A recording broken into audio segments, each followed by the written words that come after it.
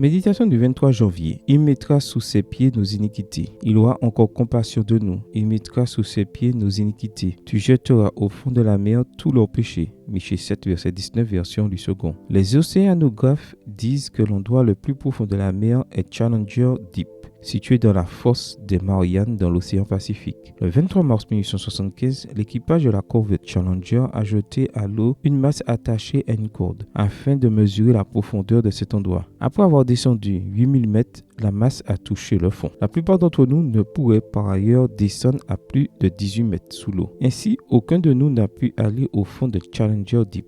Et j'en suis très heureux. Pourquoi? D'après ce que dit le prophète Michée, quel Dieu est semblable à toi, qui pardonne l'iniquité, qui oublie les péchés du reste de ton héritage. Il ne garde pas sa colère à toujours, car il prend plaisir à la miséricorde. Il aura encore compassion de nous, il mettra sous ses pieds nos iniquités. Tu jetteras au fond de la mer tous leurs péchés. Michée utilise 3 mots hébreux pour parler du péché. Le premier est traduit par iniquité, au verset 19. Selon les versions, le second porte l'idée de crime, de révolte, de transgression et d'infidélité, voir Michée 3, verset 8. Le troisième est traduit par péché au verset 19 et signifie manquer la cible. Ce que le prophète veut nous dire est que peu importe la nature de notre péché, Dieu peut le supporter. Le Seigneur prend notre péché et le met sous ses pieds, c'est-à-dire qu'il le domine et le vainc. Comme le dit Cyril W. Spode, ils sont morts et ne peuvent plus se relever pour nous persécuter. Il les jette au fond de la mer où ils ne pourront plus jamais être retrouvés ni rappelés. Par conséquent, vivre en se rappelant quelque chose que Dieu a déjà pardonné ou avoir peur de ce qu'il a déjà piétiné n'a aucun sens. Entretenir un complexe de culpabilité constant à cause de nos échecs n'est pas sain, car si nous les avons déjà confessés, nous pouvons croire que Dieu les a oubliés et qu'il a tenu sa promesse de les jeter là où personne ne peut les en ressortir.